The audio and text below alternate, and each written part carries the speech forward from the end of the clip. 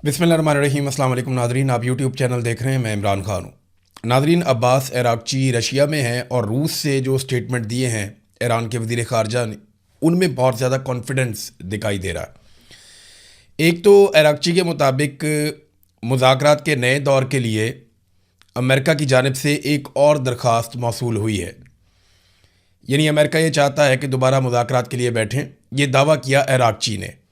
इसके अलावा ये बात अब्बास अरागची ने रशिया में कही कि सुपर पावर को नाकों चने चबवाए, ईरान के पास रूस जैसे दोस्त और इत्तहादी मौजूद हैं। अब ईरान जब रशिया के साथ मिलता है तो उसे बड़ा कॉन्फिडेंस मिलता है, क्योंकि रूस माजी में अमेरिका के मुकाबले में एक बहुत बड़ी ताकत था, आज नहीं है। ये हकीकत है। रशिया बहुत बड़ा मुल्क हुआ करता था, लेकिन अफ़गानिस्तान की वॉर के बाद सोवियत यूनियन टूटना शुरू हो गया। अमेरिका ने बहुत सारी प्रॉक्सीज़ इस्तेमाल की और रशिया टूटते टूटते महदूद हो गया। फिर उसकी वो माशी कुव्वत भी नहीं रही, उसका सिस्टम भी नहीं चला। आज रशिया के बाद जो दूसरी ताकत अमेरिका के सामने आकर खड़ी हुई वो चाइना है। चाइना माशी तौर पे अमेरिका से काफ़ी मजबूत होता चला जा रहा है। फ़ौजी एतबार से चाइना आज तक टेस्ट नहीं हुआ, यानी कोई ऐसा बड़ा टेस्ट चाइना का नहीं हुआ जिससे वो साबित कर सके कि उसकी फ़ौज अमेरिका से बेहतर है। लेकिन चाइना के हथियारों ने दुनिया में अपना मुकाम बनाया। बहुत सारी जगहों पे चाइनीज़ हथियार ख़रीदे भी जाते हैं और वो आजमाए भी जाते हैं, और चाइना के हथियार आहिस्ता आहिस्ता दुनिया की मार्केट में अपना हिस्सा बना रहे हैं। अब तो ये अरागची का काफ़ी काबिल एतमाद किस्म के उनके स्टेटमेंट हैं, बड़ा भरोसा उनको हुआ अपनी ताकत के ऊपर, और रशिया ने काफ़ी बकअप किया है। जितना मजबूत स्टेटमेंट रशिया की गवर्नमेंट की जानिब से दिया गया अरागची के आने पर, ऐसा ज़बरदस्त मजबूत स्टेटमेंट किसी और ने नहीं दिया। पाकिस्तान जो है वो सालिसी की बदस्तूर कोशिशें कर रहा है। देखिए, होती है या नहीं होती, लेकिन जो एक तजवीज़ पहुंचाई गई ईरान की जानिब से पाकिस्तान के ज़रिए से अमेरिका को, अमेरिका ने उसके ऊपर फिर मीटिंग की, और डोनाल्ड ट्रंप ने एक बड़ी अहम मीटिंग की है गुज़िश्ता रात को अमेरिका में। क्योंकि अमेरिका में अब रात शुरू हुई है जब आप ये वीडियो सुन रहे हैं, तो जब पाकिस्तान में रात थी और अमेरिका में दिन था, तो अमेरिका में डोनाल्ड ट्रंप ने बड़ी अहम एक मीटिंग की है और उसमें गौर किया इन बातों पर जो तजावीज़ ईरान ने दिए। ना सिर्फ उन तजावीज़ पे गौर किया गया, बल्कि मुस्तकबिल का लाया अमल भी उन्होंने तैयार किया कि अगर बम्बिंग शुरू करनी है तो दोबारा कब करनी है, कैसे करनी है, किस किस को साथ मिलाना है, और अब हिकमत अमली क्या होगी। और अमेरिका ने ऐसा क्या कुछ मुख्तलिफ कर लिया है जो इस मरतबा दोबारा हमले की सूरत में अमेरिका को मुश्किल का सामना नहीं करना पड़ेगा, या अमेरिका को शर्मिंदगी का सामना नहीं करना पड़ेगा दुनिया के सामने। तो ये तो एक मीटिंग हुई है। लेकिन मार्को रूबियो ने, जो अमेरिका के वज़ीर ख़ारजा हैं, उन्होंने जो ईरान ने तजवीज़ दी थी उस तजवीज़ को मुस्तरद किया है। ईरान की तजवीज़ ये थी, और ये बड़ी वाज़ेह उन्होंने दो बातें सादी सादी हैं, मैंने आपके सामने पहले भी रख दी थी। बल्कि जब ये खबर छपी आलमी मीडिया में, उससे भी पहले मैंने आपको बताया था कि ये दो चीज़ें हैं, एक तो आबना हुर्मुज़, और एक मैंने आपसे अर्ज़ किया था कि ये जो एटमी सलाहियत है ईरान के पास, या जौहरी प्रोग्राम ईरान का, ये डिस्कस होगा। तो ईरान ने कहा जी जौहरी प्रोग्राम को तो हम डिस्कशन में रख लेते हैं, उसके ऊपर हम आइंदा भी बात करते रहेंगे, पहले भी करते रहे हैं, ये मामला हम पेंडिंग कर देते हैं, इस पर मुज़ाकरात चलते रहेंगे। हम फौरी तौर पर एक मुआहिदा कर लेते हैं जिसमें हम आबना हुर्मुज़ को खोल देते हैं। और जो ईरान ने उसमें तजवीज़ दी थी वो ये दी थी कि एक मुआहिदा करते हैं अमेरिका और ईरान के बीच में आबना हुर्मुज़ को खोलने के हवाले से, और उस मुआहदे के मुताबिक अमेरिका नाकाबंदी ख़त्म कर देगा और ईरान आबना हुर्मुज़ को खोल देगा। लेकिन मार्को रूबियो ने कहा कि अमेरिका इन तजावीज़ को मुस्तरद करता है, क्योंकि ईरान ने सख्त शराइत के तहत आबना हुर्मुज़ की बंदिश खोलने का कहा, जो हमारे लिए काबिल कबूल नहीं है। ईरान का कहना यह है मार्को रूबियो के मुताबिक कि जहाज़ रानी सिर्फ उस सूरत में हो सकेगी, या आबना हुर्मुज़ में से जहाज़ सिर्फ उस सूरत में गुजरेंगे जब ईरान के साथ हम आहंगी की जाएगी या उनसे बाकायदा इजाज़त ली जाएगी। अगर कोई बग़ैर इजाज़त लिए या ईरान से कोऑर्डिनेशन किए बगैर यहाँ से गुजरेगा तो उसको या तो उड़ा दिया जाएगा या फिर उसके ऊपर जुर्माना आयद कर दिया जाएगा। ये मार्को रूबियो ने कहा जी हमें काबिल कबूल नहीं है। फिर मार्को रूबियो ने एक और स्टेटमेंट दिया। डोनाल्ड ट्रंप ने कहा था, आपको याद होगा, कि हमने ईरान के तकरीबन तमाम मिसाइल ख़त्म कर दिए हैं और उनकी मिसाइल साइट्स तबाह कर दी हैं। अब ईरान के पास हमला करने की सलाहियत नहीं है, हम जंग जीत चुके हैं, ये डोनाल्ड ट्रंप ने कहा था। मार्को रूबियो ने इसके बरक्स एक स्टेटमेंट दिया है। डोनाल्ड ट्रंप ने तो 100% मिसाइल ईरान के ख़त्म कर दिए थे, लेकिन मार्को रूबियो ने कहा नहीं, 50% मिसाइल जो है वो सलाहियत ईरान के पास अभी बाकी है और ईरान इतने हथियार रखता है कि वापस 50% हथियारों से हमला भी कर सकता है। एक और नाज़रीन डेवलपमेंट आई इसमें, ये बड़ी दिलचस्प है। ईरान के नायब सदर का एक स्टेटमेंट है, पहले वो आप देख लें। ईरानी नायब सदर ने कहा कि माजी में हमारी तौहीन करने वाले ममालिक, वो ममालिक जो हमें जलील करते थे, वो ममालिक जो हमें जेट फ्यूल बरामद करने से इनकार करते थे, आज वही ममालिक अपनी तवानाई की सप्लाई को महफूज बनाने के लिए और अपने बहरी जहाज़ों को आबनाए हुर्मुज़ में से गुजारने के लिए हमसे इजाज़त के लिए इल्तजा कर रहे हैं। ये बड़ा फातिहाना किस्म का स्टेटमेंट है। यानी ये तो ईरान ऐसा लगता है अपनी फतह का ऐलान कर रहा है कि जो ममालिक कल तक ये करते थे वो करते थे, आज वो ममालिक देख लें कि हम कैसे। ये गुज़िश्ता 2 दिनों से ईरान के स्टेटमेंट बड़े सख्त हो रहे हैं। ईरान के मुख्तलिफ जो लीडर्स हैं वो कभी यूरोपियन स्टेटमेंट्स के ख़िलाफ़ बात करते हैं। यानी एक और स्टेटमेंट मैं देख रहा था, ईरान के एक बड़े लीडर हैं, उन्होंने कहा कि जर्मनी का, क्योंकि एक बयान आया अमेरिका के बारे में कि अमेरिका के पास कोई मंसूबा नहीं है इस जंग से निकलने का, और उन्होंने कहा कि ये मामला इस तरीके से हल भी नहीं होगा। लेकिन उन्हें भी याद दिलाया गया ईरान की जानिब से, ईरानी क़यादत की जानिब से कि जनाब आप भी दिसंबर में ये कह रहे थे कि चंद हफ्तों के अंदर ईरान का ये हो जाएगा वो हो जाएगा, तो वो देखें हम तो अपनी जगह पे खड़े हैं। तो ईरानी ना अब सबको जवाब दे रहे हैं, यूरोपीय ममालिक में भी कुछ को जवाब दे रहे हैं, अमेरिका को भी जवाब दे रहे हैं, इसराइल को भी जवाब दे रहे हैं और जारहाना बयानात दे रहे हैं। ये नायब सदर का स्टेटमेंट ये कोई छोटा स्टेटमेंट नहीं है। उन्होंने कहा जो ममालिक हमें जलील करते थे, हमारी तौहीन करते थे, हमें जेट फ्यूल बरामद करने से इनकार करते थे, वो हमसे इल्तजा कर रहे हैं कि हमारे जहाज़ों को यहाँ से गुजरने दें आबने हुर्मुज़ में से।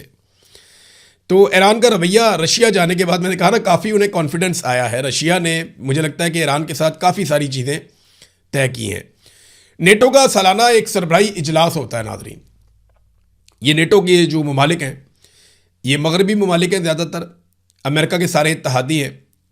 तो ये नेटो ममालिक इकट्ठे होते हैं, इनका सालाना एक सरबराही इजलास होता है जिसमें तय करते हैं पूरा साल क्या हुआ, अगले साल क्या होगा, और ये अपनी हिकमत अमली बनाते हैं। अब नेटो वाले जो हैं वो इस रवायत को ख़त्म करने पे गौर कर रहे हैं कि अब हर साल इजलास बुलाने की ज़रूरत ना पड़े। और सादा जो इसकी वजह बताई जा रही है इंटरनेशनल मीडिया में, वजह ये बताई जा रही है कि वो डोनाल्ड ट्रंप को अवॉइड करना चाहते हैं कि अगर डोनाल्ड ट्रंप आएगा नेटो की सरबराही इजलास के अंदर, वो कोई ना कोई ऐसी बात करेगा, बड़ी बदमज़गी अमेरिका की और मगरबी ममालिक की पैदा हो जाएगी। तो ट्रंप के साथ कशीदा मुलाकात से बचने की कोशिश है ये, और कुछ नहीं है। तो इस मामले में वो कहते हैं जनाब इसको मामले को अगर मौखर ही कर दिया जाए तो अच्छी बात है, नेटो का जो सरबराही इजलास है वो ना हो। चीन ने नाज़रीन अक़वाम मुत्तहिदा में एक बड़ा सख्त स्टेटमेंट दिया है और चीन ने वही पोजीशन उनकी वही है, लेकिन ये अमेरिका के लिए बड़ा सख्त स्टेटमेंट है। आबने हुर्मुज़ इस वक्त सबका मसला बना हुआ है ना, तो इस पर चाइना ने जो स्टेटमेंट दिया, उनके जो चीन के सफ़ीर हैं अक़वाम मुत्तहिदा में, उन्होंने कहा जी कि आबने हुर्मुज़ की बंदिश की जो असल वजह है वो अमेरिका और इसराइल का ईरान के ऊपर हमला है, और ये बिला जवाब हमला है, इसकी ज़रूरत नहीं थी। अच्छा, इन्होंने ये हमला कर दिया ईरान के ऊपर और आबने हुर्मुज़ उसके बाद बंद होगी, तो जिम्मेदार इसराइल और अमेरिका का हमला है, चाइना ये कह रहा है। फिर वो ये कहता है कि इस मसले का जामे और मुस्तकिल हल क्या है, वो सिर्फ़ और सिर्फ जंगबंदी में है कि मुस्तकिल जंगबंदी हो जाए तो ये मसला हल हो जाएगा, वरना ये मसला हल नहीं होगा। तो इसमें सारे बैठ के एक मुस्तकिल जंगबंदी करवाएं जिसके नतीजे में ये मसला हल होगा, वरना ये मसला इसी तरह जारी रहेगा। नाज़रीन, कुन्नर में वहाँ पे एक हमला हुआ है और वहाँ की गवर्नमेंट ने इल्ज़ाम लगा दिया पाकिस्तान के ऊपर कि पाकिस्तान ने हमला किया है, और वो कहते हैं जी हमारा काफ़ी नुकसान हुआ है यहाँ पे इस हमले में। अब पाकिस्तान ने जो है वो ये कहा कि नहीं, ये ऐसा नहीं किया, पाकिस्तान ने ऐसा नहीं किया, पाकिस्तान ने ये अटैक कुन्नड़ में नहीं किया, बल्कि पाकिस्तान की तरफ से कुछ ज़राए ये भी बता रहे हैं कि कुन्नड़ में कोई दहशतगर्दों का मरकज़ था, वहाँ पे कोई तरबियत दी जा रही थी दहशतगर्दों को, और वहाँ कोई धमाका हो गया तरबियत के दौरान, और वो नुकसान पाकिस्तान पे डालने की वहाँ की हुकूमत कोशिश कर रही है। ये पाकिस्तान का मौक़िफ़ है। जबकि अफ़गानिस्तान का मौक़िफ़ ये है कि पाकिस्तानी फ़ोर्सेस की जानिब से अटैक किया गया है और वहाँ बमबारी की गई है, जिसके नतीजे में वो ये दावा करते हैं कि वहाँ सिविलियंस का नुकसान हुआ है। अब ये तो अफ़गानिस्तान का मामला ना, इस पर तो अफ़गानिस्तान का मौक़िफ़ अपना है, पाकिस्तान का अपना है, लेकिन पाकिस्तान के अंदर एक ही दिन में 3 बड़े खौफनाक वाक़यात हुए हैं। हमारे बड़े अच्छे जर्नलिस्ट हैं मोहम्मद फ़हीम साहब, वो इसको रिपोर्ट करते हैं कि एक दिन में 3 मुबैना ड्रोन हमले हुए। खैबर अकाखेल में ड्रोन हमला, बच्चों समेत 7 अफराद वहाँ पे ज़ख्मी हो गए। पेशावर हसन खेल में ड्रोन हमला, और शुमाली वज़ीरिस्तान में ड्रोन जो है मुस्लिम लीग नून के रहनुमा मलक लियाकत अली वज़ीर का बेटा और 2 भतीजे समेत 3 बच्चे भी वहाँ पे ज़ख्मी हो गए। तो ये ड्रोन हमले हो रहे हैं, इनके खिलाफ एहतजाज भी जारी है। खैबर में घर पे मार्टर गोला गिर गया, ये एक्सप्रेस न्यूज़ की खबर है। बच्चों और ख़वातीन समेत 7 अफराद ज़ख्मी हो गए हैं, जिसके बाद वहाँ पे एहतजाज शुरू हो गया। और जो लोग एहतजाज कर रहे हैं उन्होंने बंद किया वहाँ पे सड़क को, उन्होंने काफ़ी एहतजाज किया। MNA भी वहाँ पे जो मकामी पाकिस्तान तहरीक इंसाफ के हैं वो भी आ गए। तो लॉ एंड ऑर्डर की सिचुएशन पाकिस्तान में कोई बड़ी आइडियल नहीं है, लेकिन इस सिचुएशन को ठीक किया जा सकता है अगर सारी की सारी लॉ इन्फोर्समेंट एजेंसीज़ और इदारे वो लॉ इन्फोर्समेंट पे ही तवज्जो दें, अमन व अमान पे ही तवज्जो दें, और अपने जो बाकी उनकी एक्टिविटीज़ हैं उनको मौखर करें या बंद करें, उन चक्रों में ना पड़े। सीधा सीधा जो काम है करने वाला उस काम की तरफ वो आए। यहाँ ज़्यादातर तवज्जो इस बात पे होती है कि इमरान खान को कैसे गिराना है, इमरान खान को नुकसान कैसे पहुँचाना है, पाकिस्तान में मौजूदा रजीम को बरकरार कैसे रखना है, एक्सटेंशन कैसे लेनी है, ताहयात इस्तिस्ना को कैसे बचाना है, ज़्यादा माल कैसे बनाना है। पाकिस्तान में देखें ना, इन्होंने दावे किए थे कि बहुत बड़ी सरमायाकारी आएगी। SIFC बनाई थी आर्मी चीफ ने और खरबों डॉलर का कहा था कि इतना पैसा यहाँ से आ जाएगा, इतना वहाँ से आ जाएगा। तो 250 अरब तो इन्होंने गिनवाया हुआ सीधा सीधा ही फिंगर टिप्स के ऊपर। 1 अरब डॉलर भी ये पाकिस्तान में नहीं ला पाए, बल्कि जो पैसा दोस्त ममालिक का पड़ा हुआ था वो भी अब आंखें दिखाते हैं। UAE ने अपना पैसा वापस मांगा, वो पैसा वापस किया कैसे, वो सऊदी अरब से लेके वापस कर दिया, और उसके बदले में फौरी तौर पे सऊदी अरब में अपनी फ़ौज भिजवा दी, अपने तैयारे और लड़ाई का सामान भिजवा दिया। और देखें ये उस मुआहदे के तहत मुझे देखें कोई एतराज़ नहीं है। सऊदी अरब हमारा ब्रादर इस्लामी मुल्क है, हमें एतराज़ नहीं होना चाहिए। हमारा ब्रादर इस्लामी मुल्क है, वो हमारी हिफाजत के लिए, हमारी मदद के लिए आ सकते हैं, हम उनकी हिफाजत के लिए, उनकी मदद के लिए जा सकते हैं। लेकिन अगर 2 मुसलमान मुल्कों में लड़ाई हो जाए तो फिर पाकिस्तान को कहाँ खड़े होना है, इसके ऊपर हमने कभी डिस्कशन ही नहीं की। जो अहम नुक्ता है वो ये है कि सऊदी अरब के ऊपर कोई दुश्मन मुल्क ऐसा अटैक कर दे जो पाकिस्तान का भी दुश्मन है। फ़र्ज़ करें सऊदी अरब पे इसराइल अटैक कर देता है, तो पाकिस्तान तो पूरा खड़ा हो जाएगा सऊदी अरब के साथ और कहेगा जी हम आपके साथ हैं, ऐसी तैसी, हम भी मरेंगे, इनको भी मारेंगे, नहीं छोड़ेंगे। लेकिन अगर सऊदी अरब की और ईरान की लड़ाई हो जाती है तो ऐसे में पाकिस्तान किसके साथ खड़ा होगा? ऐसे में पाकिस्तान का रोल क्या होना चाहिए? ये चीज़ें पार्लियामेंट में डिस्कस होनी चाहिए थी, ये चीज़ें कैबिनेट में डिस्कस होनी चाहिए थी। सियासतदानों को, अवामी मुंतखब नुमाइंदों को इसका फैसला करना चाहिए था, अवामी राय को मद्देनज़र रखते हुए, अवामी जज्बात को मद्देनज़र रखते हुए।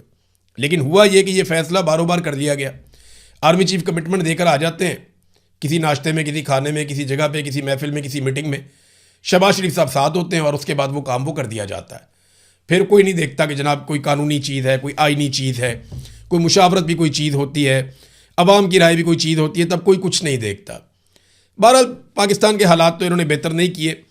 अभी एक खबर अच्छी है आज के दिन में मेरे पास, कल जो है वो ज़मानत हो गई फ़खरुर रहमान साहब की।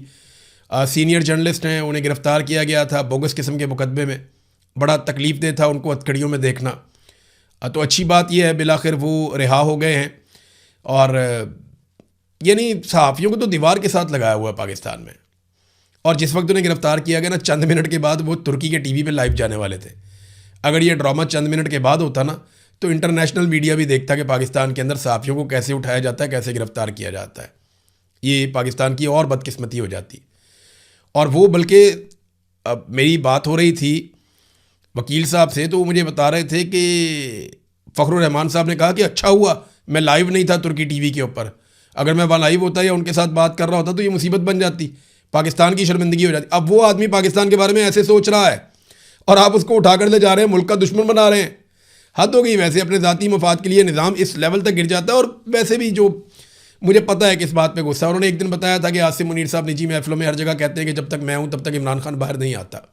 ये बात सारे जानते हैं, कुछ छुपाने वाली बात तो नहीं है। सब जानते हैं कि आसिम मुनीर साहब इमरान खान साहब को नहीं छोड़ेंगे, क्योंकि उन्होंने जो इस्तिस्ना लिया उस दिन मुझे आइडिया हो गया था कि ये अंदर से डरे हुए हैं, तो ये इमरान खान से खौफज़दा हैं, ये इमरान खान को नहीं छोड़ेंगे।